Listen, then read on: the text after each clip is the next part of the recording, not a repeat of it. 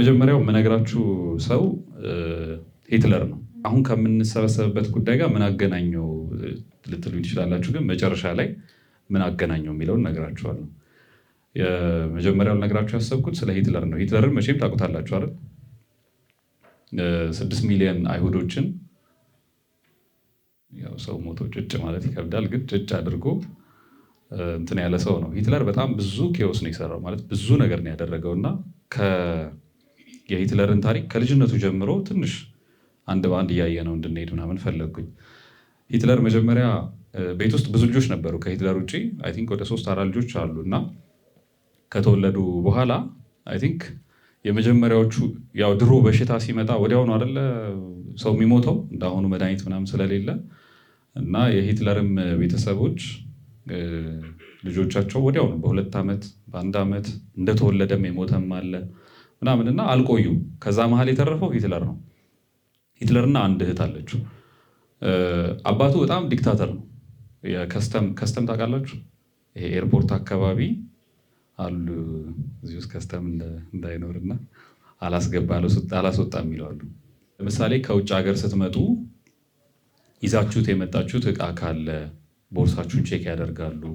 ወይ ከሀገር ስትወጡ ምናምን እንደዚህ ወርቅ ምናምን ይዛችሁ እንዳትወጡ እነሱ ከስተም ባለሙያ ይባላሉ። እና አባቱ እንደዚህ አይነት ባለሙያ ነበረ፣ ከስተምስ ነበር። በጣም ኃይለኛ ነው፣ ዲክታተር ነው። ይደበድበዋል ስላችሁ አግሬሲቭሊ እኛ ሀገር እንደምንደበደበው ሳይሆን በቃ ድብድብ ይቀጠቅጠዋል በደንብ። ከዛ እናቱ ደግሞ ካይንድ ኦፍ ጥሩ እናት ናት፣ ግን ምንም ፓወር የላትም ቤት ውስጥ እና የአባቱ ዶሚኔሽን እንዳለ ነው። ከዛ ብዙ ዓመት ይሄ የልጅነቱን የመጀመሪያዎቹን ጊዜያት በእነዚህ ነበር ያደገው። አባቱ ይቀጠቅጠዋል። ከዛ አባቱ የሚያወጣው ህግ አለ። ትሄዳለህ ትምህርት ቤት ይሄዳል፣ እንደዚህ ትሆናለህ ያደርጋል። እና ሙሉ ህይወቱ በአባቱ እጅ ስር ቁጥጥር ስር ነበር የኖረው። እናቱ ምንም አይነት ነገር አታደርግለትም ነበረ። ኢሞሽናሊ ምሩቅ ነበረች። ከዛ አባቱ ሞተ ድንገት እና እያደገ ይሄ ቲኔጀር እድሜ ላይ ሲደርስ አካባቢ ስለነበር የሞተው ያኔ አዘነ ነው የምንጠብቀው። ግን ሂትለር ነፃነቱን አወጀ። በቃ ከዚህ በኋላ ትምህርት ቤት ሄድ የሚለኝ ሰው የለም፣ እንደዚህ አድርግ የሚለኝ ሰው የለም፣ የፈለግኩትን መሆን እችላለሁ።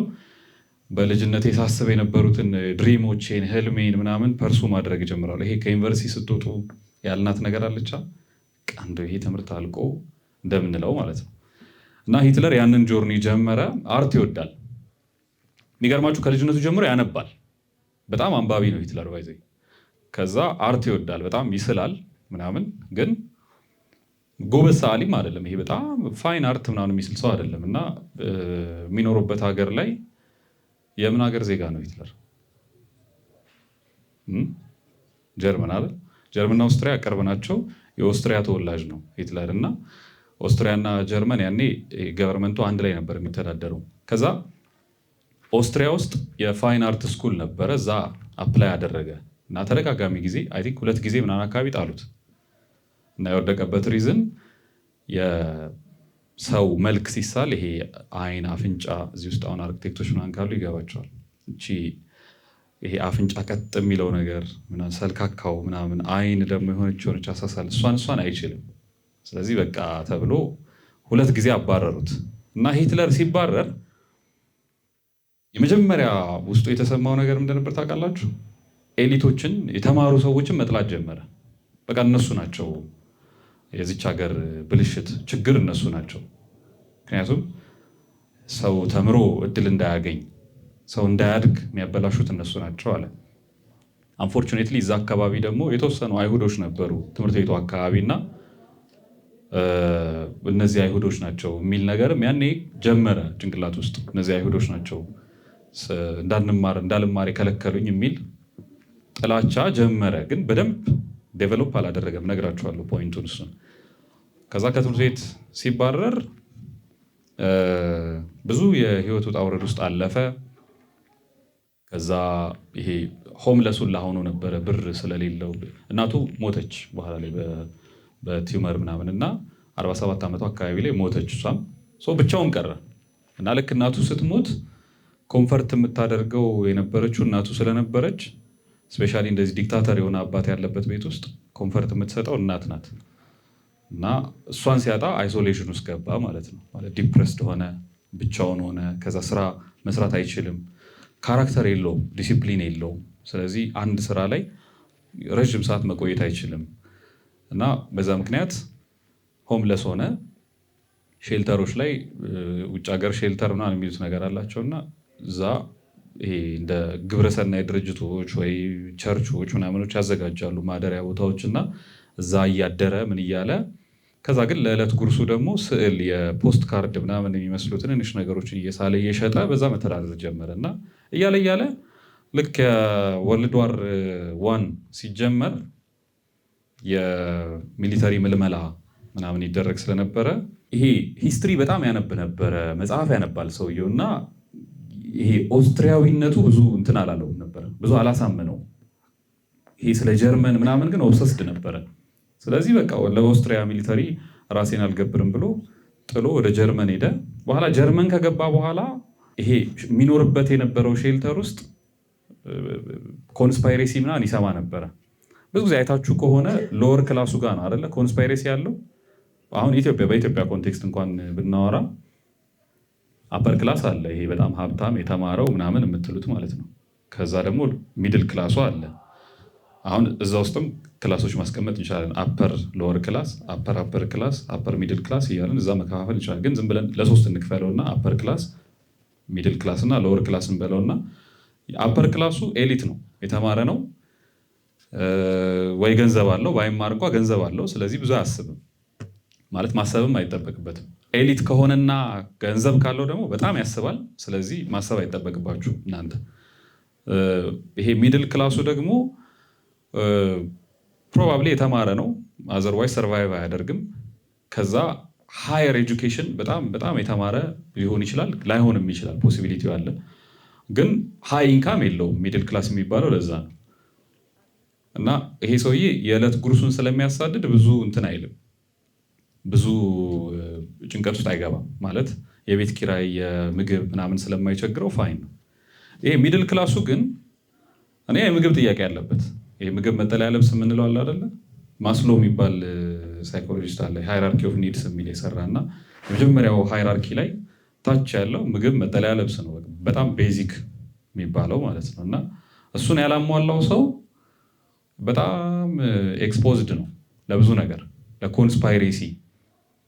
አሁን እኛም ሀገር ያሉ ኮንስፓይሬሲዎች ምናምን በተለያየ የሃይማኖት ተቋማት ወይ በተለያዩ ጉዳዮች ላይ በጣም ኮንስፓይሬሲ ላይ ኦብሰስድ የሚሆኑትን ሰዎች ካያችሁ ብዙ ጊዜ ሎወር ክላሱ ነው እና ወሬው ራሱ ይወራል እዛ አካባቢ። እና ሂትለር የነበረበት ኤሪያ ላይ ሼልተሩ ምናምን አካባቢ ላይ በጣም ኮንስፓይሬሲ ይወራል። እነዚህ አይሁዶች ናቸው የትምህርት ስርዓታችንን በሙሉ ኮንትሮል ያደረጉት፣ እነሱ ናቸው ጀርመንን እንደዚህ የቢዝነስ ሲስተሙን ኮንትሮል ያደረጉት፣ እነሱ ናቸው በቃ እነሱ ናቸው የሚል ኮንስፓይሬሲ አለ። እና ጀርመኖች በቃ እኛ ትልቅ ኔሽን ነበርን ግን አይሁዶች ናቸው የሚል ኮንስፓይሬሲ መጀመሪያ ከነበረው ጥላቻ ላይ ይህን ኮንስፓይሬሲ ሲያገኝ በደንብ ዴቨሎፕ አደረገው ሂትለር። እና የጀርመን ሚሊተሪ በወቅቱ ወርልድ ዋር 1 ላይ ኢንቮልቭድ ሲሆን ለጀርመን ቮለንቲር አደረገ፣ ገባ ሚሊተሪ ውስጥ ተዋጋ። ምን ኤክስፔክት እናደርጋለን ከሂትለር? ከውጊያው በኋላ ያው ካራክተር ስለሌለው የሆነ አይነት ሊደርሺፕ የሆነ ነገር ይዞ እንደሚወጣ አጠብቁም ማለት ነው። ተመቶ ወጣ ከውጊያው። ከዛ ውንድድ ሆነ፣ ቆሰለ ምናምን፣ የተወሰነ ጊዜ ታከመ። ከዛ እሱ ሆስፒታል እያለ ጀርመን ተሸነፈች። ወርልድ ዋር 1 ሉዝ አደረጉ። ከዛ የሎወር ክላሱ ኮንስፓይሬሲ መጣ ማለት ነው። ምን መባል ጀመረ?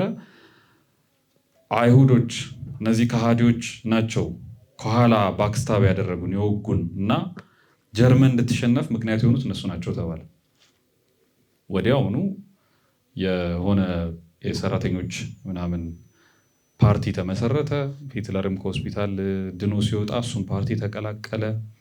ከዛ ንቅናቄው ላይ አንባቢ ነው ብያቸዋለሁ አይደለ? ከዛ ሰዓሊ ነው። ስለዚህ ይሄ ሰውዬ ሉክ አካዳሚክ እንትኖችን ያነባል፣ ይሄ ወረቀት ይነካካል። ከዛ አርቲስቲክ ደግሞ አቅሙ አለው። ኢማጂኔሽኑ ጥሩ ነው ማለት ነው። እና ጎበዝ ሬቶሪክ ሆነ። ይሄ ሲናገር የሚያሳምን ሰው ነው። እንደውም ሂፕኖቲክ ይላሉ። የእሱን ንግግር ሂፕኖቲክ ነበር ማለት እንዲህ እየሰማችሁት ፍዝዝ የሚያደርግ አይነት ንግግር ነበር የሚናገረው ይባላል ሂትለር። እና ወጥቶ እነዚህ አይሁዶች ምናምን ማለት ሲጀምር ወዲያው ሁሉም ተቀበለው። ባለስልጣን ነገር ተደርጎ ተመረጠ። ሰራተኛውን ፓርቲውን መምራት ጀመረ። ብዙ ሙቭመንቶች አደረገ፣ ተቃውሞዎች አደረገ፣ እስር ቤት ገባ። ከዛ እስር ቤት ሆኖ አይዲያዎቹን ስለ ዓለም ያለውን ወርልድ ቪውን የፖለቲካ አቋሙን ምናምን መጻፍ ጀመረ። እና አንድ ሰው የማይረባ የምትሉት ሰው ሲታሰር ይጀግናል አይደለ? ልብ ካላችሁ ልክ ሲታሰር በቃ ሰማዕቱ እንትና የነፃነት ታጋዩ የእንትን አርበኛው ምናምን ይሆናል አይደለ? ዝም ብሎ ኖባዴ የነበረ ሰው ሂትለር እንደዛ ነው የሆነው። ታሰረ። ከእስር ቤት ሲወጣ ሂወዝ ሰምባዲ። ምክንያቱም አንደኛ አይዲዮሎጂ ያለው፣ ሁለተኛ ለሆነ ነገር ታግሏል፣ ሶስተኛ ባይ ዲፎልት የታሰረ ሰው ይፈምሳል። ከዛ ፈምሷል፣ ወጣ። ሲወጣ ወዲያውኑ አንድ የሆነ ስልጣን ተሰጠው። ንቅናቄው የተወሰነ አድርጎ ነበረ። በኋላ ልክ ያቺን ስልጣን ካገኘ በኋላ ነው የሂትለር ታሪክ የሚጀምረው። አጠገቡ ያሉትን ሰዎች መግደል ጀመረ። የሚቃወሙት ሰዎች ካሉ ያጠፋቸዋል። ሂትለር የሚለውን የማይቀበል ሰው በሙሉ ሮንግ ነው፣ ስለዚህ አባራቸዋል። የዚህ ሰዓት ሂትለር የዲክታተር ሲስተሙን በደንብ ዴቨሎፕ አደረገውና በመሃል ሁለተኛው ጦርነት ብሬክ አደረገ። ሁለተኛ ዓለም ጦርነት። አሁን ሁለተኛ ዓለም ጦርነት ሲመጣ ትናንትና ሲያስብ የነበረውን ነገር ማስፈጸም ጀመረ። የሀገሪቷ ዋና መሪ ሆኗል። ዙሪያው ላይ ያሉ ሰዎችን በሙሉ አስወግዷል። ከዛ ሲጓጓለት የነበረውን የጀርመንን ታላቅነት አንድ ቦታ ለማድረስ የሚያስችለውን ፓወሩንም አጋጣሚውንም አግኝቷል። ሁለተኛ ዓለም ጦርነትን ማለት ነው። እና የዚህ ሰዓት አግሬሲቭሊ በጣም ብዙ ሀገሮችን ወረረ። ኦልሞስት አብዛኛው አውሮፓ ማለት ትችላላችሁ ተወረረ በጀርመን ወታደሮች። ከዛ ቴክኦቨር አደረጉ። የሚገርማችሁ እስከ ታች እስከ ኖርዝ አፍሪካ ድረስ መጥተዋል ላይ ይባላል። በጣም ፓወርፉል ነበር የጀርመን የናዚ ፓርቲ ማለት ነው። ቴክኦቨር አደረጉ፣ ብዙ ነገር ቴክኦቨር አደረጉ። በኋላ ወደዛ ወደ ሶቪየት አካባቢ ትንሽ ገፋ አደረጉት፣ ለጠጡት። ከጀርመን ሶቪየት ማለት አሁን በኋላ ስትገቡ ካርታ ላይ ምናምን ይሁት እየራቀ ይሄዳል፣ በጣም እየራቀ ይሄዳል። ወደ ኢስት እየሄዳችሁ ነው ማለት ነው። ኖርዝ ነው ቴክኒካሊ፣ ግን እንዲህ ዝም ብለን አድርገን ኢስት እንበለውና በጣም እየራቀ ይሄዳል። ምክንያቱም ሶቪየት ትልቅ ነው አገሩ።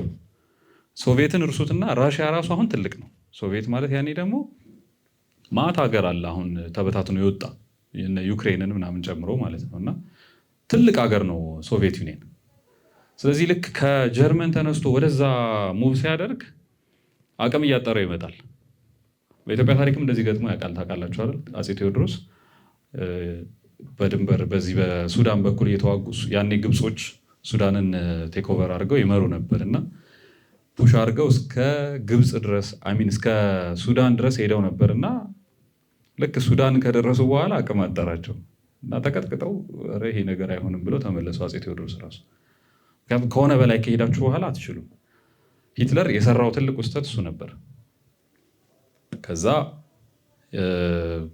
ሆሎኮስቱ ተደርጎ ሆሎኮስቱን ታውቁታላችሁ አይደል? ሆሎኮስት አድርጎ ነበር። ይሄ አይሁዶችን የገደለው ያልኳችሁ 6 ሚሊዮን አይሁዶችን ክሌንስ ማድረግ፣ ንጹህ የጀርመኖች ዘር የሚል አይነት አይዲዮሎጂ አምጥቶ ጀርመኖችን መመልመልና የሆነ የፒዩሪቲ አይነት አስተሳሰብ ማምጣትና በጣም ብዙ ሰው ክሌንስ አደረገ፣ ገደለ።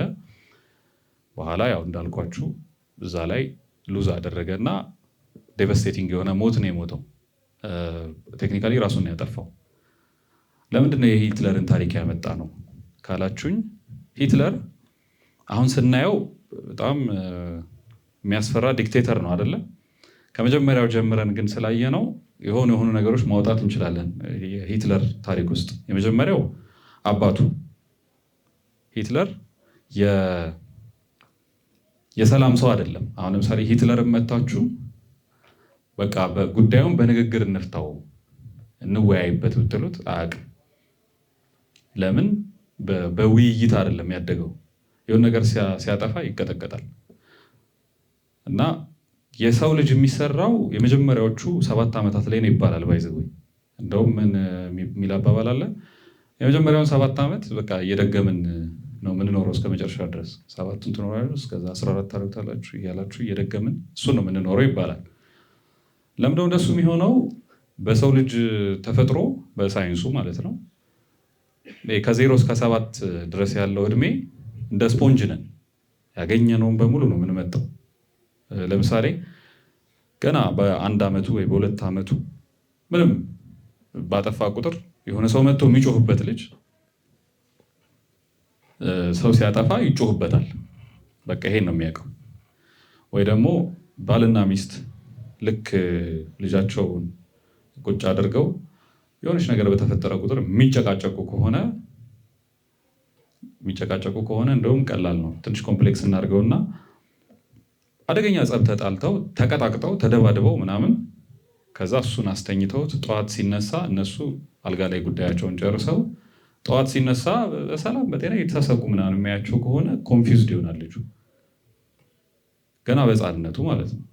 እና ያቺ እድሜ ላይ የምናገኛት ነገር ናት የወደፊት ህይወታችንን ዲክቴት የምታደርገው። እና ሂትለር በልጅነቱ ኬዎስ ነው የሚያውቀው፣ ስለ ኦርደር አያውቅም። ማለት ሲሰራ ነገሮች ሲሰሩ ምንድነው የሚመስሉት የሚለውን አያውቅም። እና እንደዚህ ሆኖ የሚያድጉ ልጆች በህይወታቸው መጨረሻ ላይ ኬዎቲክ ነው የሚሆኑት። አንፎርቹኔትሊ ጤነኛ ነገር ሲፈጠር እራሱ ይደነግጣሉ። ልክ ሲረጋጋ ነገሩ ሰላም ሲሆን ምናምን ጭር ሲል አልወድም ምናምን ሲባል ሰምታችኋል። በቃ ጭር ሲል የማይወዱ ሰዎች ምናምን ከገጠሟቸው ሳሙኤል ኬዎስ አለ ህይወታቸው ውስጥ፣ የሆነ እድሜያቸው ላይ የሆነ አይነት ኬዎስ አለ። ስለዚህ ልጆች የሚሰሩት የመጀመሪያዎቹ 7 ዓመታት ላይ ነው። እሱን ትንሽ ብሪፍ ላደርጋችሁና ከ7 እስከ 14 ደግሞ ያለው እናያለን። የመጀመሪያዎቹ 7 ዓመታት ላይ ዓለምን ኦብዘርቭ ያደርጋሉ። ምንድን ነው፣ የት ነው ያለሁት? ህፃናት ምናምን የምታውቁ ካላችሁ እኔ አንድ ልጅ ስላለችኝ በደንብ በቃ ኢንጆይ አድርጌው ነው ያለፈው። የመጀመሪያው 1 ዓመት 2 ዓመቷ እጃቸውን ኖቲስ ያደርጋሉ። ኦኬ ይሄ የኔ ነው፣ እዚህ ጋር የተጣበቀ ነው ምናምን ማለት አሁን እኛ አይገባንም ይሄ። ከዛ ጥርስ ሲወጣ ህፃናት ልክ ጥርስ ማውጣት ሲጀምሩ ምናምን ማለት ይጀምራሉ አይደለ? ኖቲስ አድርጋችሁ ከሆነ ይሄ ምንድን ነው ስትሬንጅ ነገር ምናምን ኢንቫይሮንመንታቸውን ያያሉ መጀመሪያ። ከዛ አይ ቲንክ 6 ወር ምናምን አካባቢ ላይ ደግሞ ቤተሰብ ይለያሉ። እስከ 6 ወር ምናምን ብዙ ችግር የለባቸውም። ይሄ ማንም ቢያቅፋቸው ከሌ ቢያቅፍ ምናምን ዘመድ እንደዚህ ችግር የለም። ልክ 6 ወር ከዛ በኋላ እንደየንቃታቸው ቤተሰብ አባትና እናት መለየት ይጀምራሉ። ልክ ከእናንተ ሲለዩ ማልቀስ ይጀምራሉ። ዓለማቸውን ፎርም ያደርጋሉ ማለት ነው። ከዛ ነው ይህንን ዓለም ፎርም ካደረጉ በኋላ ከዚህ ዓለም ጋር እንዴት ነው ኢንተራክት የማደርገው የሚለውን ደግሞ ያመጣሉ። ቋንቋ፣ ሴንስ ምናምን ማድረግ ከዚህ በኋላ ነው የሚመጣው። እና በሚገርም ሁኔታ ይሄ 2 ዓመት 3 ዓመት ምናምን ላይ ያሉ ህፃናት እንኳ በደንብ ፊል ያደርጋሉ፣ ነገሮች ይገባቸዋል፣ አይረሱም ደግሞ። ምክንያቱም የሰው ልጅ በተፈጥሮ እንግዲህ በመንፈሳዊው ካልነው 2 ነገር አለ አይደለ? ይሄ የስጋ ባህሪያትና የነፍስ ባህሪያት የምንላቸው አሉ አይደለ?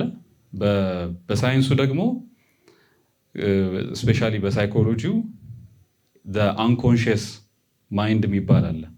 ኮንሽስ ሰብኮንሽስ ምናምን የሚለውን እስከዛሬ የሰማችሁት ካለ እሱን ብላችሁ ተውት ለጊዜው። እና አንኮንሽስ ማለት ይሄ እናንተ ናችሁ። እናንተ ማንነት ውስጥ የሆነ ኤሌመንት አለ፣ ከኔ የማይለያችሁ ኤሌመንት፣ ሰው የሚያደርጋችሁ ኤሌመንት ማለት ነው። ለምሳሌ አሁን እዚህ ጋር የተቀመጥከው ማን ነው ስምህ? መንጌ። እሺ አሳጠርክልኝ።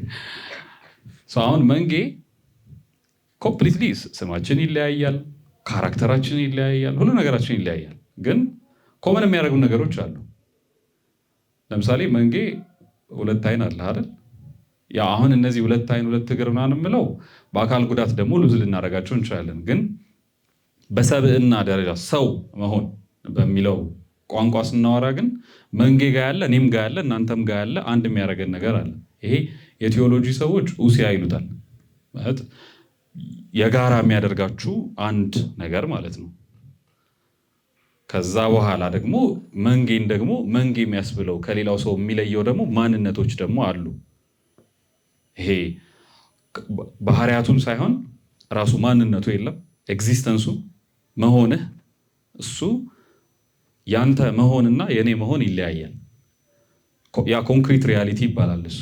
እና ይሄ ሁላችንም ጋር አለ። አሁን እዚህ ጋር ነው ችግሩን ማስረዳችሁ።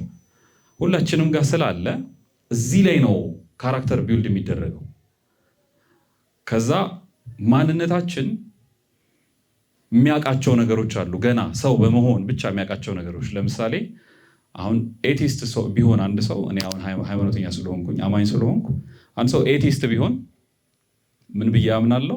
ልክ በሞተ ቅጽበት ነፍሱ ስትወጣና ፈጣሪን ኮንፍሮንት ስታደርገው ታውቃለች። ሰውየው እድሜ ልኩን ዲና ያርጎ እንኳን ኖሮ ቢሆን ኖሮ ልክ እግዚአብሔርን ስታገኘው ነፍስ ታውቃለች። ለምን? ያ ነው ተፈጥሮ። ልክ እንደዛ ሁሉ ሰው በመሆናችን የምናውቃቸው ነገሮች አሉ። እዛ ላይ ነው ቢውልድ የምናደርገው፣ እነዛ የምናውቃቸው ነገሮች ላይ። ስለዚህ ልክ ቤተሰብ ጋር የመጀመሪያዎቹ ኢንተራክሽኖቻችን እነሱ ናቸው ነጋችንን ዲክቴት የሚያደርጉት። ቤተሰብ ጋር ሁለት ሰዎች አሉ፣ አባትና እናት። የአባት ስራ ቤዚካሊ ኦርደር መስጠት ነው።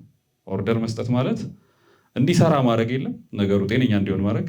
ለምሳሌ አሁን በድሮ ቋንቋ ብናወራ አውሬ መጥቶ አይበላችሁም። አባት ካለ ጅብ ምናምን የሚባል ነገር ቢመጣ ሕፃን ናችሁ እናንተ አልጋ ላይ ቁጭ ብላችሁ ማየት ነው በቃ። የሆነ ሰው ይወጣና ይደባደባል። ወይ ጎረቤት የሚያስቸግር ሰው ካለ ዲል የሚያደርግ የሚጨርስ ሰው አለ። በዚህ በዘመናዊ ቋንቋ ደግሞ ስናወራ አከራይ ሲመጣ እናንተ ጋር ያወራም፣ የሆነ ሰውዬ ይጨርሳል። ሳይክል ምናምን ሲያምራችሁ ሳይክል ትላላችሁ ትመጡ። ትምህርት ቤት ጓደኛችሁ ቆንጆ ምሳቃ ይዞ ካያችሁ ምሳቃ ትላላችሁ። ከዛ ይሄ ሰውዬ እግዜር ነው እናንተ ጭንቅላት ውስጥ ማለት ሁሉን ያውቃል፣ ሁሉን ነገር ይችላል፣ የማያደርገው ነገር የለም። ሂዝ ዘ ኦርደር ማለት ነው። ኦርደር የምላችሁ ልክ ነገሮች ልክ የሚሆኑት በሱ ነው። እሱ ነው የሚያደርገው። እናት ምንድን ነው የምትሰራው? እናት ነርቸር ታደርጋለች። ቤዚካሊ ነርቸር ነው የሚባለው፣ ግን ከነርቸር ያለፈ በጣም የሚገራርም ታሪክ አለ። እናት በመኖሯ ብቻ ማለት እናት ብቻ ልታደርገው የሚገባ ኢቭን ሌላ ሰው እንኳን ሊያደርገው ቢችል እንኳን እናት ብቻ ልታደርገው የሚገባ ደግሞ ነገሮች አሉ። እነሱ ነገሮች ምንድን ናቸው? የመጀመሪያው ሰው መሆን። አሁን ማንነታችን ውስጥ ማህበራዊ ፍጥረቶች ነን አይደለ? ይሄ በጋራ ምንኖር ፍጥረቶች ነን። ግን ውስጣችን ያለው በጋራ የመኖር ማንነት ካልቲቬት መደረግ አለበት፣ መኮትኮት አለበት። ለምሳሌ በጣም ለም መሬት ኖሮ አሁን ኢትዮጵያ ሀገሬ ምናምን ጋራ ሸንተረሮች ምናምን የምንለው ላይ አሁን አንዱ ችግራችን እሱ ነው አይደለ? ሀገሩ ለም ነው፣ ግን ምን አልተደረገም? አልታረሰም አይደለ? እና የሰው ማንነትም እንደዛ ለም ሆኖ ግን የሚታረሰው ሰውየው ሰው የሚሆነው አላረ ጤነኛ ሰው የሚሆነው በእናት ነው። አባት ይሄን ማድረግ አይችልም። የሚገርማችሁ ኬዮሱን አባት ያረጋጋል፣ ግን ኬዮሱ ሲረጋጋ ልጁ የሚያደርገውን ነገር አያውቅም። ምንድን ነው የሚያደርገው? ተረጋጋ። ለምሳሌ አሳይመንት ተሰጣችሁ ትምህርት ቤት ላይ ባለው ላስረዳችሁ እና የግሩፕ አሳይመንት 5 ተደርጋችሁ አሳይመንት ተሰጠና እንትን በሉ ተባለ፣ ስሩ ተባለ እና ልክ 3 ቀን ምናምን ሲቀረው አለ አንዳንድ ሰው አለ 3 ቀን ምናምን ሲቀረው በቃ ይመጣል፣ ትርምሱን ይጀምረዋል። መስራት ራሱ መጀመር የሚችለው 3 ቀን ሲቀረው። ከዛ በፊት ከወር በፊት ምናምን ብታወሩት ኦርደር ነው፣ ታይም አለ፣ በዚህ ጊዜ ይሄን ምናምን ስትሉት አይገባውም። ሃይራርኪ አያከብርም። ለምሳሌ አስተማሪ ምናምን ስትሉት ተዋቸው። ለምንድን ነው? ኦርደር የሚባለውን ነገር ሉዝ አድርጓል ይሄ ሰው። ግን ኦርደሩ ተስተካከለ። ኦርደሩ ሲስተካከል ምንድን ነው የሚያደርገው? ከዛ በኋላ ያ ልጅ ባዶ ቤት ነው የሚሆንበት። ስለዚህ መውደድ መጀመር መቻል አለበት። ሰዎች መፈለግ፣ ከሰዎች ጋር ነው የምኖረው። አይደንቲቲ ቢልድ ማድረግ። እኔ የምባለው እኔ እንደዚህ ነኝ፣ ማንነት የለም። እሱም ቢልድ ማድረግ የምትችለው እናት ናት። እናቱ ጥሩ ያልሆነች ልጅ ቤዚካሊ ናርሲሲስት የመሆን እድል አለው። ባይዘዌ ለጠቅላላ እውቀታችሁ እናቱ ጋር ጥሩ ግንኙነት የሌለው ልጅ በጣም ብዙ ናርሲሲስት ከእናቱ ጋር ጥሩ አይደለም። ወይ በጣም እፍን አርጋ አለ አይደለ እንዳይወድቅ እንዳይነሳ አርጋ የያዘችው አይነት ልጅ ነው። ኢንሜሽመንት ይባላል እሱ ደግሞ በሳይኮሎጂ ቋንቋ። ወይ ደግሞ በጣም ትታው በቃ በራሱ ሲወድቅ ሲነሳ ያደገ ልጅ ነው። እና የሁለቱ የእናትና የአባት ድርሻ እንደዚህ ብለን በቀላሉ ብናየው እነዚህን ነገሮች ሉዝ አድርጎ ነው ያደገው ሂትለር። ስለዚህ ልክ ነገሮች ልክ ሲሆኑ አያውቅም፣ አይገባውም። ሁለተኛ ኃላፊነት አይወስድም። ለምሳሌ አርት ስኩል ወደቀ አንድ ሰው ምንድነው የሚያደርገው? ቀጣይ የልጅነት ህልሙ አርት ከሆነ በቃ የገባበት ገብቶ አርት ይማራል። 5 ዓመት መልፋት ካለበት 5 ዓመት ይለፋና አርት ላይ አድቫንስ አድርጎ ከዛ ትምህርት ቤት ድጋሚ አፕላይ ያደርጋል። አይደለም እንደዛ ነው የሚደረገው። አምፖልን የሰራው ሰውዬ ስንት ጊዜ ነው የሰራው? ኤዲሰን አይደል? ወደ ስንት ሺህ ጊዜ ነው ያሉት። እና ፓሽን ያለው ሰው ፓሽኑ ብቻውን ጥቅም የለውም። ምን ያስፈልገዋል? ካራክተር ያስፈልገዋል። ሪስፖንሲቢሊቲ ማለት ነው። ሪስፖንሲቢሊቲን ቢውልድ የሚያደርገው አንድ ልጅ ከቤተሰቦቹ ነው፣ በተለይ ከአባቱ። እና ትልቅ ድርሻ አላት ሪስፖንሲቢሊቲ ላይ። ግን ሪስፖንሲብል የሆነ አባት እያየ ካደገ በጣም ቀላል ነው። እንትና ሂትለር እንደዚህ አላገኘም። ስለዚህ ትምህርት ቤት ወደቀ፣ ማን ነው ኃላፊነቱን የሚወስደው? አይሁዶች። ጀርመን ተሸነፈች፣ ማን ነው ኃላፊነቱን የሚወስደው? አይሁዶች። ሪስፖንሲቢሊቲ የሚባል ነገር አይነካም። እና በኋላ ይሄን ሰውዬ ስታገኙት ይሄን ታሪክ አታውቁም እናንተ። በህይወታችሁ መጨረሻ ላይ የሆነ መሪ ሆኖ ነው የምታገኙት እናንተ። ፕራይም ሚኒስተር ወይ ምናምን ሆኖ ነው የምታገኙት፣ የሆነ ዲክቴተር ሆኖ። እና ከጀርባው ያለው ቁስል ይሄ ነው። ይሄ ሰውዬ ውንድድ ነው፣ ቆስሏል፣ ተመቷል የሆነ ቦታ ላይ። ስለዚህ የልጆች አስተዳደግ ምናምን ብለን ስናወራ በጣም ሊታሰብበት ወይም ሲሪየስሊ ልናየው የሚገባው ጉዳይ ይሄ ኤርሊ የመጀመሪያዎቹ 7 ዓመት ምናምን አካባቢ ያለው ነው። ከ7 ዓመት በኋላ ያለው ስቶሪያቸው ብዙ ጊዜ የሚሆነው እስከ 7 ዓመት የያዙትን ፎርም ማስያዝ ነው፣ ቅርጽ ማስያዝ። ለምሳሌ ኬዎስ እያዩ ካደጉ ወይም ደግሞ ኦርደር እያዩ ካደጉ፣ በጥሩ አስረዳቸዋለሁ። ኦርደር እያዩ ካደጉ ኦኬ ይሄ እንደዚህ ነው። ስለዚህ ከ7 ዓመት በኋላ ትምህርት ቤት ይገባሉ። ከዛ ጓደኞቻቸው ጋር ከከሌ ጋር ሳወራ እንደዚህ ነው ማውራት ያለብኝ። ማንም መጥቶ ከሰደበኝ፣ ለምሳሌ ቡሊ ሲደረጉ ማንም መጥቶ ከሰደበኝ ዴር ኢዝ አን ኦርደር፣ ማን አባዬ ምናምን የሚባል ኦርደር አለ፣ መጥቼ እነግረዋለሁ እንጂ ልጁ አብዞርቭ እያደረገ እዛው እየተቃጠለ አይኖርም። ትምህርት ቤት ሲሰደብ ለአባቱ መጥቶ ይነግራል። አባቱ የሚያስተካክል ከሆነ ያስተካክላል ምናምን። ያቺ በያዛት በ7 ዓመቷ ፍሬም ነው ዓለሙን ከዛ በኋላ ደግሞ ቦታ ማስያዝ ይጀምራል። እና ከዛ በኋላ እስከ 25 ዓመት ምናምን አካባቢ ይባላል ብዙ ጊዜ የሰው ልጅ ብሬን ዴቨሎፕ እያደረገ በቃ እዛ ጋር ማቹር ያደርጋል ተብሎ ይታሰባል። እንግዲህ እኛ ሀገር ኒውትሪሽንም ጉዳይ ስላለ እርግጠኛ የሆነ ነገር መናገር አልችልም። ግን እንደው እስከ 25 እንበልና ዝም ብለን እስከ 30 መቼስ ለወንድ ደግሞ ይብሳል፣ እስከ 30 ድረስ እንደው አንበስልም ብለን እንያዝና ኢት ቴክስ ታይም። ከዛ ከበሰለ በኋላ በጣም ከባድ ነው። ትክክለኛው የልጆች ፍሬምወርክ ምን ይመስላል? እንዴት እናሳድግ ልጆችን? ለምሳሌ አሁን ይሄ ተቋም አይ ቲንክ ልጆች ላይ ነው የምትሰሩት አይደለ?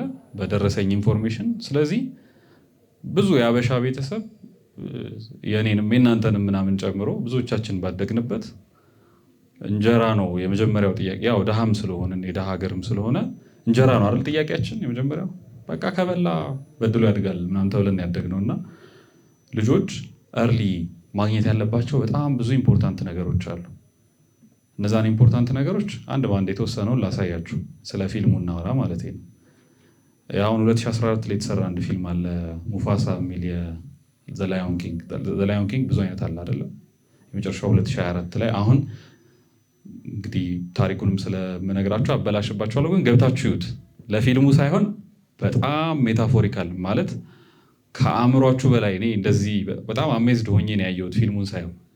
ፒውር ሳይኮሎጂ ነው የሚያወሩት። እና ስቶሪው ምንድን ነው? ሙፋሳ የሚባል ሰውዬ ያለ አንበሳ አለ። እና የአንበሳ በሆነ አጋጣሚ ከቤቱ ይጠፋል። እናት አባት አሉት፣ ሕፃን ልጅ ነበር። ውሃ ይወስደውና ጎርፍ ተነስቶ የሆነ ቦታ ይገባል። እና እናትና አባቱ ከድሮ ጀምሮ የሆነች አንድ ቦታ አለች ምናምን ከአድማስ ባሻገር ምናምን እያሉ ይነግሩታል። ይሄ በልጅነታችን እኛም አእምሮ ውስጥ አለ እንደሱ አይነት ነገር። ወደፊት ሕፃን ሆናችሁ ምናምን ትልቅ ልጅ እኮ ነኝ ምናምን ብላችሁ ትከራከራላችሁ። አድጌያለሁ እኮ እኔ ትልቅ ስሆን መኪና ነዳለሁ፣ እኔ ትልቅ ሰው እንደዚህ ያደርጋለሁ ምናምን የምትሉት የእናንተም ከነአን አለ፣ ሁላችንም አለ እንደዛ። እና ፊልሙም ላይ ልክ እንደሱ አይነት ሜታፎሪካል የሆነ ከነአን አይነት ቦታ አላቸው። እዛ ስትደርስ ውሃ በደንብ አለ፣ ብዙ እንስሳት ሲሯሯጡ፣ ብዙ ደስ የሚሉ ነገሮች፣ አረንጓዴ ቦታ ምናምን እያሉ የሚነግሩት እና የነበሩበት ቦታ ደግሞ ደረቅ ነው። አጋጣሚ የሆነ አንድ ጎርፍ ተነሳ፣ ዝናብ ዘነበ፣ ወሰደው።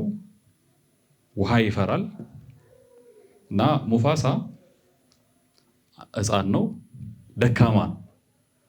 እናትና አባቱ እንደ እንቁላል ነው የያዙት፣ ማለት ምንም የትም አይሄድም። ከዛ ግን አንድ የሚነግሩት ሜታፎር ግን አለ፣ በቃ ተስፋ ወደፊት ምናምን ጥሩ ነገር አለ እያሉ ይነግሩታል። በኋላ ውሃ ወሰደው፣ ውሃ በጣም ይፈራል። አጋጣሚ የሆነ አንድ ግንድ አገኘ፣ እሱ ላይ ተንጠልጥሎ ውሃ ውስጥ ከወሰደው ሄደ። የሆነ አይነት ትራይብ ያለበት ቦታ ገባ፣ የሆነ አይነት አንበሳ ማለት ነው ያሉበት። እና እዛ አንድ ሕፃን አንበሳ አየውና ከየት ነው የመጣው ምናምን አለው። አይ አላቅም እኔም ምናምን ይላል። በኋላ አንድ ሚስጥር እነግርሃለሁ። ምንድን ነው? አይ አልነግርህም። እሺ ንገረኝ። አልነግርህም። ተጨቃጨቁ፣ ነገረው። ከጥቂት ደቂቃ በኋላ ይበሉሃል አዞዎች መጡ ብሎ ያ ነው ሚስጥሩ ብሎ ነገረው። እዛ አዞዎቹ መጡ፣ እንደምንም አወጣው። አባቱ ጋር ሲወስደው አባቱ አበደ፣ የዛ የሕፃኑ ልጅ አባት። ምክንያቱም እንግዳ ነው ያመጣህብን፣ ማናውቀው የእኛ ትራይብ አይደለም፣ ይከዳናል ወደፊት። ስለዚህ አሁኑን እንግደለው፣ እንደውም እንብላው ምናምን ተባባሉ። ከዛ እናትየው ጥሩ ናት፣ የዛ የትንሹ እናት ለመነችለት፣ አሳደጉት። አንበሳው እዛ ከነሱ ጋር አደገ። ሲያድግ ሜይንሊ የአንበሳ ትራይብ ከዋናው ከንጉሱ ቀጥሎ የሚተካው ልጅየው ነው አይደለ? እና ልጁ ይተካል ተብሎ ስለሚታሰብ ይሄ ሙፋሳ ያልኳችሁ አንበሳው ገና እሱም ሕፃን ነው፣ ግን ካራክተሩ ጠንካራ ስለነበር ፈራ አባትየው እና ከሴቶች ጋር ዋል ብሎ ሴት አንበሶች ጋር ይልከዋል። እና ጠንካራ የምላችሁ ጠንካራ ካራክተር ኖሮት አይደለም፣ እንዲሁ ስታዩት ፊልሙ ይገባችኋል። ግን መከራ ውስጥ ትንሽዬ ስላለፈ እሱን ተምሯል። አሁን አንድ በአንድ እዚሁ እየተነተን ነው እንለፍ። የመጀመሪያው ማወቅ ያለብን ነገር ምንድን ነው? እናትና አባት ልጁን ኮንፋይንድ አድርገው እዛው አፍነው የሚያሳድጉት ከሆነ የትም አይደርስም። ልጆች ስናሳድግ አሁን እዚህም የምናመጣቸው ልጆች ቴስት መደረግ አለባቸው። ይሄ የማይቀር ዕዳ የምንለው አለ አይነት መከራ ውስጥ ሰው መግባት አለበት። ግዴታ መልመድ ያለብን ህመሞች አሉ፣ በተለይ እንደ ሕፃን ለመጎልመስ ማለት ነው። በነገራችን ላይ የጥንት ባህሎች አብዛኞቹ የማያን ሲቪላይዜሽን፣ ሜሶፖታሚያ፣ ሮማን ኤምፓየር፣ ኢቨን እኛ ሀገር ሳይቀር እንደዚህ አይነት ሪቹዋሎች ነበሩ። ወንዶች በተለይ ወንዶች ላይ ከልጅነት ወደ ወንድነት ትራንስፎርም የሚያደርጉበት ሪቹዋል ሱርማ ምናምን የሚባል ብሔረሰብ አለ አይደል? እኛ ሀገር እነሱ ጋር ምን ያደርጋሉ? በሬ ይደረግና እንዲዘሉ ይደረጋል። አንድ 5 በሬ ምናምን ተደርድሮ እሱን ዘሎ ያለፈ ሰው ነው ወንድ የሚሆነውና ማግባት የሚችለው እና እድሜ ልኩን ሲለማመድ ሲል ነው የሚቆየው። ወደ አማዞን አካባቢ አንድ ልምድ አላቸው እነሱ ምን ያደርጋሉ? ሕፃን ልጁን ትንሽዬ አድጎ ለሪስፖንሲቢሊቲ ለመብቃት ሲደርስ የሆነ አይነት ጉንዳን አለ እነሱ አካባቢ ያለ ለየት ያለ ጉንዳን፣ በጣም ፔንፉል ነው። እሱ ያለበት ጉድጓድ ውስጥ ይከቱታል፣ ሕፃኑ ልጅ ይጥሉታል። ከዛ ጉንዳኖቹ በቃ ፋሲካ ያደርጉታል፣ በደንብ ይጫወቱበታል፣ ይበሉታል እና ያለቅሳል፣ እሪ ብሎ ያለቅሳል። በኋላ ማንም ሰው አይደርስለትም። እናቱም ትያዛለች። እናት አትችልም አይደል? እናቱም ትያዛለች፣ አባቱም፣ ቤተሰቦቹ ሁሉም። ከዛ የጎሳው ሽማግሌዎች ቁጭ ብለው ጉድጓዱ ጋር ያዩታል እና ከጠዋት ጀምሮ ሲያለቅስ የሆነ ሰዓት ላይ ሰውነቱ አዳፕት ማድረግ ይጀምራል ፔኑን እና አብዞርቭ ማድረግ ይጀምራል፣ ፔን መዋጥ። ከዛ ጸጥ እያለ ይመጣል፣ ቀስ እያለ የሚገርማችሁ እና የሆነ ሰዓት ላይ ዝም ይላል እና እንደ ተራ ነገር እየነቀለ ምናምን መጣል ይጀምራል፣ የሚነክሱትን ምናምን። ከዚያ የሆነ ሰዓት ላይ ይረሳቸዋል ኢቭን እንዳሉ ምናምን። ማለት ሰውነታችን አጀስት ያደርጋል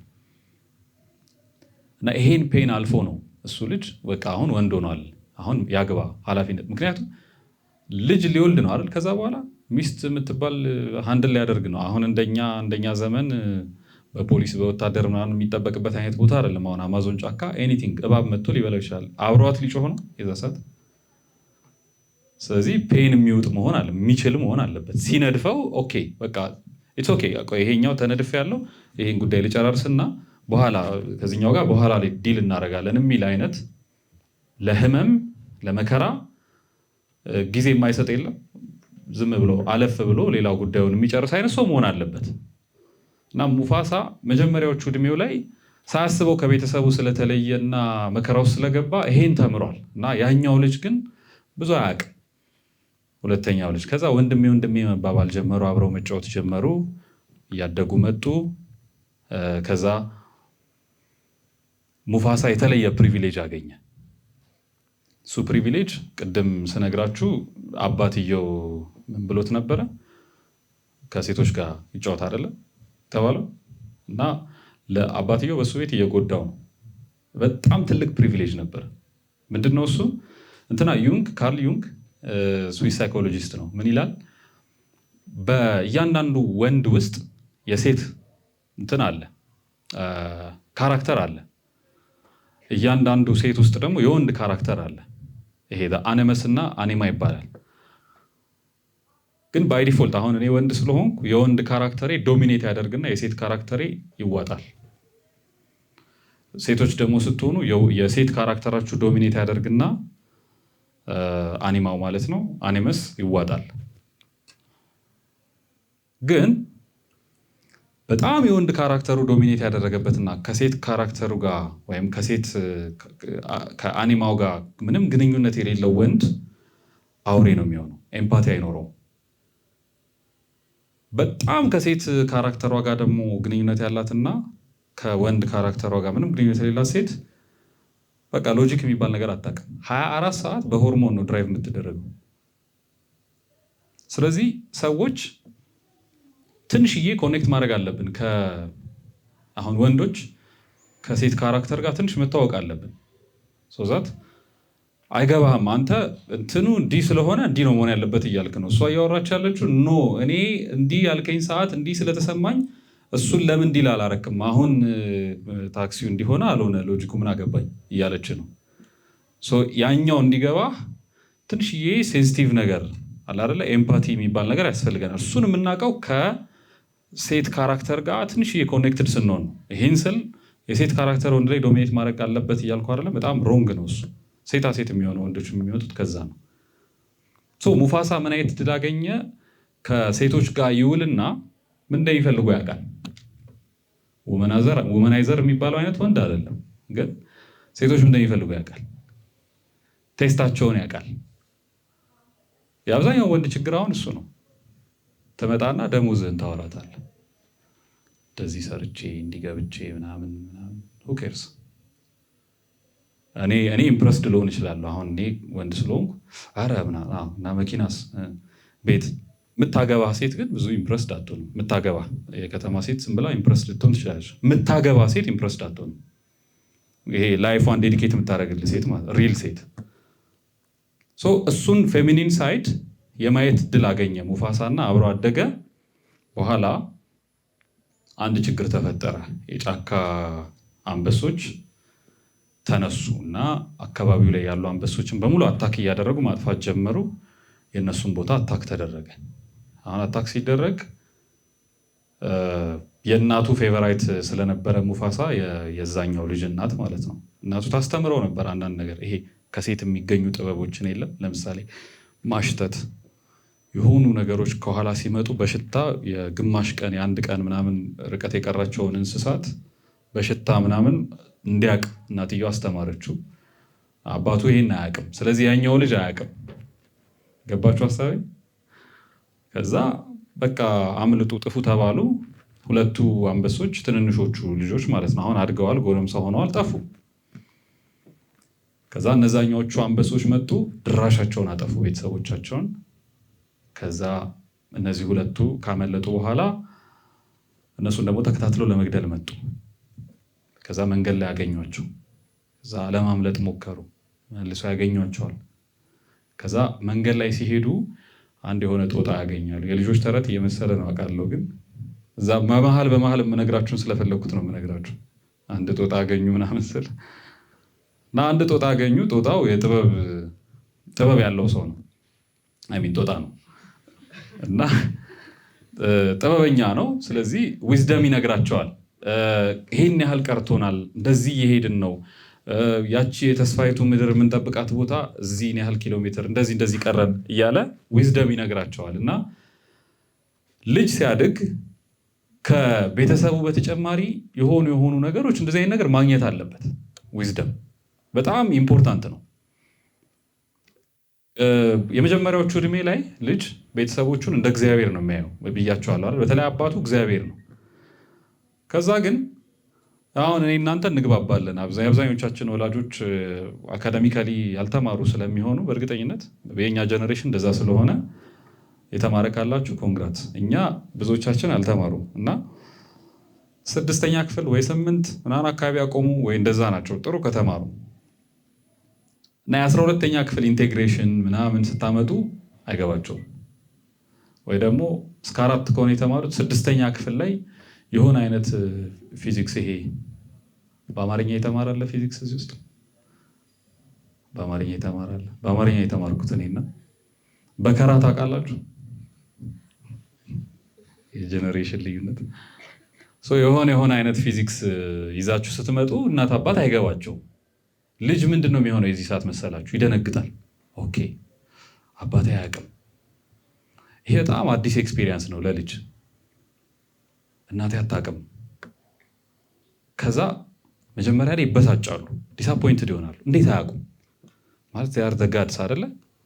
እግዚአብሔር ጋር መታችሁ አሁን የሆነ ጸሎት አድርጋችሁ ከዛ እግዚአብሔር መጥቶ እኔ እንደው ቢላችሁ ምን ትላላችሁ?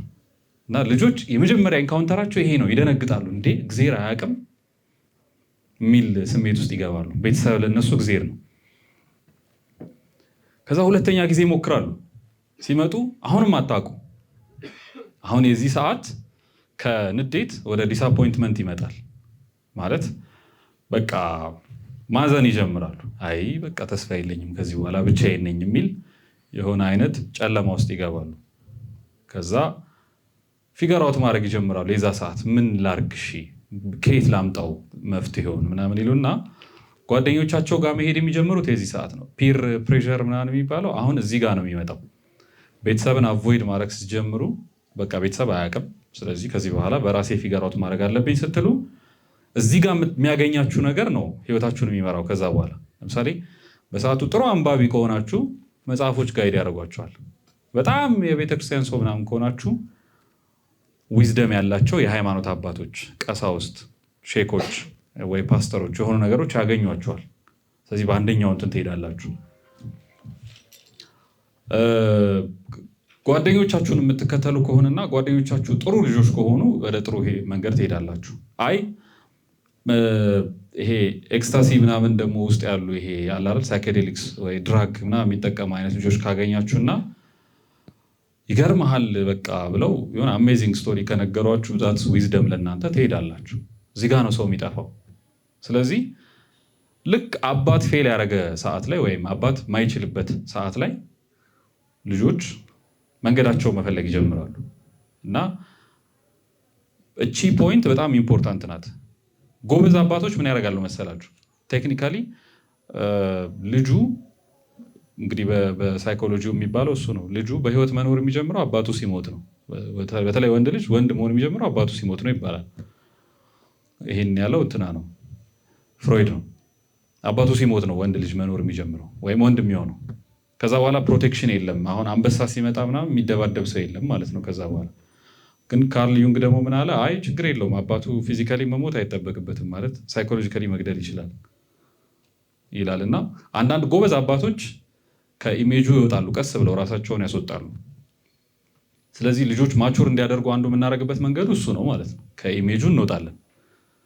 ለምሳሌ ሰፈር ውስጥ ተደባድቦ ሲመጣ እንደዚህ አይነት አባት መቼስ አንዳችሁ ጋር ይኖራል። ተደባድባችሁ ምናምን ስትመጡ ምንድን ነው መተህ የምትነግረኝ እዛው አጨርስም ምናምን ይል አባት አለ። እሱም ጥንቃቄ ይፈልጋል። እንደዚህም ካለ ግን ይሄ በጣም አሪፍ ነው። ለምን እያስወጣ ነው ከኢሜጁ። መቼ እድሜ ላይ ነው እንደዚህ የሚላችሁ የሚለው ፋክተር አለው። 3-4 ዓመታችሁ ላይ ከሆነ ገና ናችሁ። ግን ከሆነ እድሜ በኋላ አባት መውጣት አለበት። ከእናንተ ጋር ዲል ማድረግ የእናንተን ጉዳይ መጨረስ የለበትም። ከዛ ሲያቅታችሁ ፌል ስታረጉ የሆነ ስውር እጅ መጥቶ ከኋላ ቢያነሳችሁ ይሻላል። እና እነዚህ ሰዎች እነዚህ አንበሶች ከመንገድ ላይ የሆነ አይነት ዊዝደም ያለው ጦጣ ያገኛሉ። ጦጣው ጋይድ ያደርጋቸዋል እና በዚህ ጋይዳንስ እየተመሩ በኋላ ላይ ከነሱ ጋር አንድ የሆነች ከሌላ ትራይብ የተሰደደች ደግሞ ሴት አንበሳ ትመጣለች። ያው ፊልም ስለሆነ ሴት አንበሳ መኖር አለበት አይደል? ወንድ አንበሳ ካለ እዛው ተዋደዱ ምናምን የሚለው ታሪክ እንዲቀጥል እና ሴት አንበሳ መጣች። ከዛ ከእሷ ጋር አብረው መሄድ ጀመሩ፣ ተግባቡ። አሁን አባትየው ለዚህኛው ተተኪው ንጉስ እሱ ስለሆነ ቴክ ኬር አድርገው ብሎ ቃል አስገብቶ ነው የላከው። ዋናኛ አሁን ኮንሰርን የሆንበት ካራክተር ሙፋሳ ይባላልና ሙፋሳ ጠባቂው ነው ለዛኛው ማለት ነው። ስለዚህ እየጠበቀው ቃል ገብተህልኛል እና ልጅቷን ወድጃታለሁ፣ በቃ አመቻችልኝ፣ ምን ልበላት ፈራው ምናምን አለው። አሁን ሙፋሳ ፕሪቪሌጅድ ነው አይደለ? ከሴቶች ጋር ውሏል፣ ያውቃል፣ ምን እንደሚፈልጉ ያውቃል። በቃ ኢግኖር አድርጋት አለው። ዩዥዋል ቲንግ አይደለ? ወንዶች ኢግኖር አድርጋት፣ ብዙ እንትን አትበል። ኢንተረስትድ እንዳልሆንክ ለመምሰል ሞክር። እንዴ ኢንተረስትድ እኮ ነኝ እኮ፣ በቃ አትምሰል። እሺ ሌላስ? አታውራ፣ አዳምጣት፣ ዝም ብለህ አዳምጣት። እና የምትወደው አበባ አለ፣ ሽታ ላይ ጎበዝ ነው ብያችሁ የለም? ከመጣችበት ቦታ ሰውነቷን የነኩትን አበቦች አሽትቶ እንደዚህ አይነት አበቦች ትወዳለች እና ስለ እነዚህ አበቦች ንገራት ምናምን ይለዋል። ልጁ ሄደ። ገና ማውራት እንደጀመሩ እኔ እኮ አዳምጥሻለሁ ይላታል። አንተ እኮ ነው እያወራ ያለው ትለዋለች። አዎ እኮ እኔ አዳምጥሻለሁ፣ ደግሞ ቆንጆ ነው እንትን አበባ ትወጃለሽ አይደል ምናምን አላት። ያኔ ደነገጠች። በምን አወቅ አለችው። አይ እንደዚህ አሽትቼ። ከዛ ማውራት ጀመረች ስለ አበባው።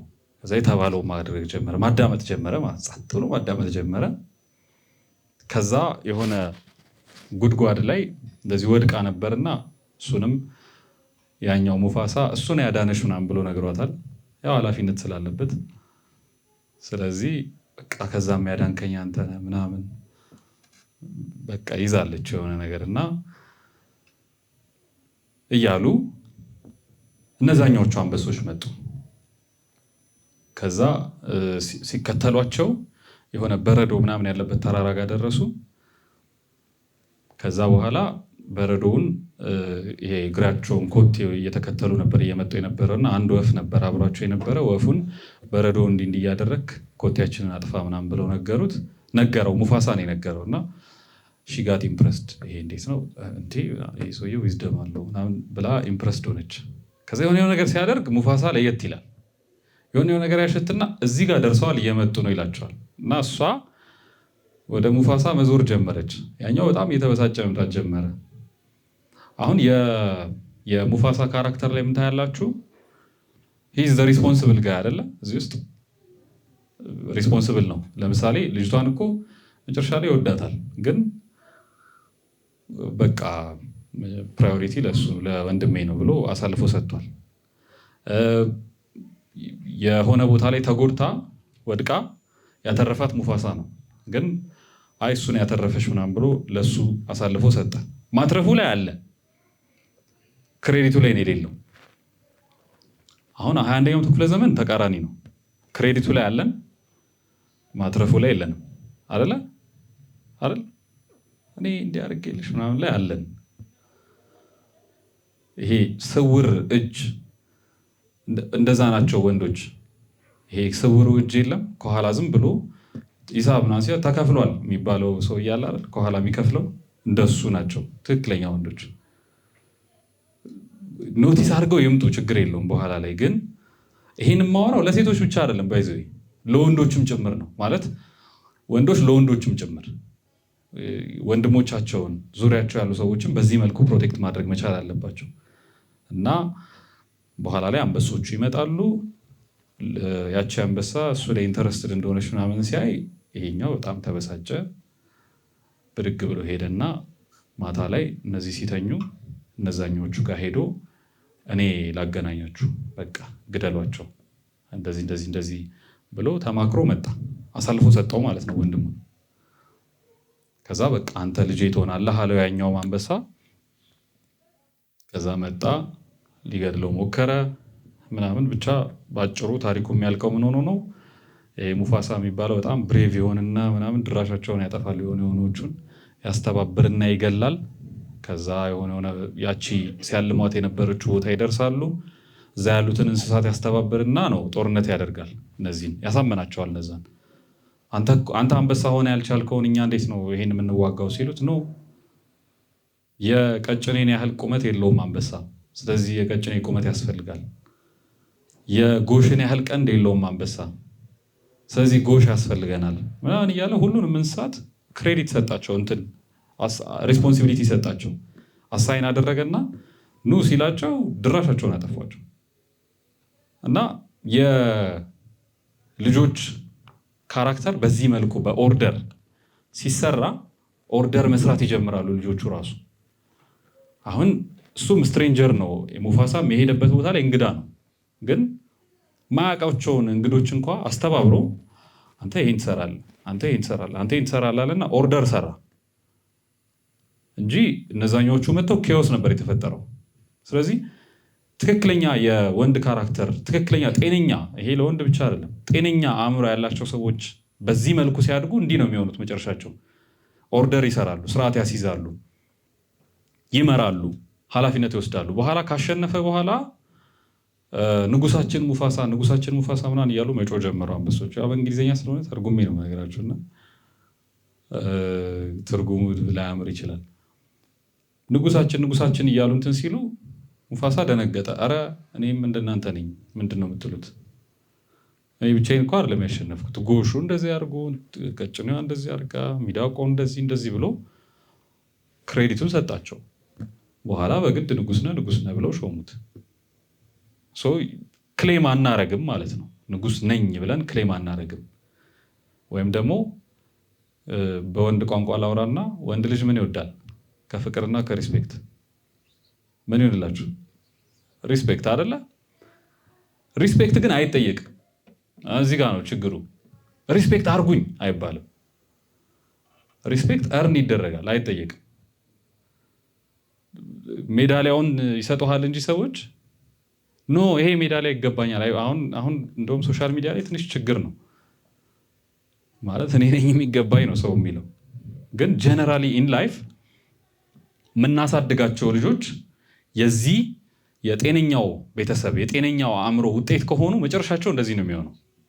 ይሄን ስል ግን የሚገባቸውን ነገር አይወስዱም፣ ወይም ደግሞ እንደው ዝም ብለው ተቅለስልሰው አሁን የሆነ ነገር ሲመጣ ድል ሲመጣ ምናምን አይ እንደው እኔ እኮ አይገባኝም የምትል የሆነች ማጭበርበር የምትመስል ትትናለች። ውስጥ ዲፕ ኢንሳይድ ማን አባቱ የኔን ያህል ሰርቷል የሚል ትዕቢት አለ። ግን ለእንትኑ ለመልክ ይሄ መልክ መስራት አለው ደግሞ በቃ እንደው እኔ እኮ ምናምን የምትል እንደሱ ሳይሆን ጄኒውን የሆነ ትህትና የለም፣ ጄኒውን የሆነ ዝቅታ፣ ራስን ዝቅ ማድረግ። ይሄን ስል ራስን ማዋረድ ሳይሆን ሰርቫንት መሆን፣ ማገልገል። ምክንያቱም የጤነኛ ልጆች አንዱ መገለጫቸው ሳክሪፋይስ ነው። ቅድም ምን ብያቸዋለሁ? ሂትለር ሉዝ ያደረገው በልጅነቱ ሪስፖንሲቢሊቲ ነው። ሪስፖንሲብል አይደለም አባቱ፣ እናቱ አላስተማረችውም። ስለዚህ ልክ እሱም አድጎ የሆነ ነገር ሲፈጠር እነ ከሌ ናቸው ያጠፉት ብሎ ኃላፊነት ያሸሻል።